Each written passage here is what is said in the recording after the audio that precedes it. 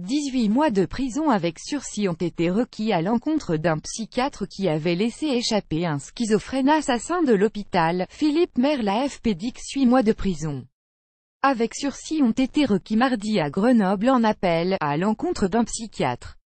L'homme avait déjà été condamné à cette même peine en première instance pour avoir autorisé la sortie d'HEC. Patient schizophrène qui a ensuite tué un passant, plus grand que, à lire aussi le psychiatre d'un schizophrène assassin jugé en appel pour homicide involontaire. L'audience, très dense, a duré 12 heures.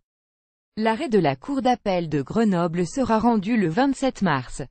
Le centre hospitalier relaxé au cours du premier procès, le tribunal correctionnel de Grenoble avait condamné le docteur Lecraille Gujadur, une première en France pour un praticien hospitalier.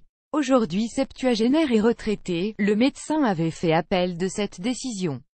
Le centre hospitalier de Sainte-Grévisère, où le malade était pris en charge, avait lui été relaxé, plus grand que, à lire aussi le schizophrène qui avait poignardé un étudiant à Grenoble jugé irresponsable. Aide sortie non autorisée dans le parc le 12 novembre 2008, Jean-Pierre Guillot, 56 ans, atteint de psychose délirante chronique depuis près de 40 ans et déjà auteur d'agressions à l'arme blanche, mais autorisé à des sorties non surveillées dans le parc du centre hospitalier, s'en était échappé sans difficulté.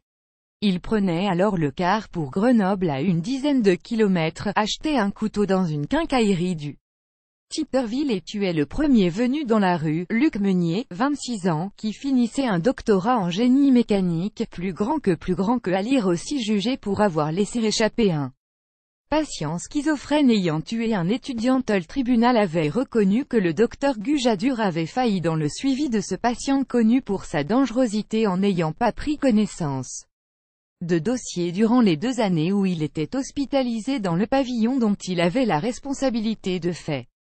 En 2012, une psychiatre libérale avait été condamnée à la prison avec sursis à Marseille dans une affaire similaire, avant d'être relaxée en appel pour cause de prescription des faits.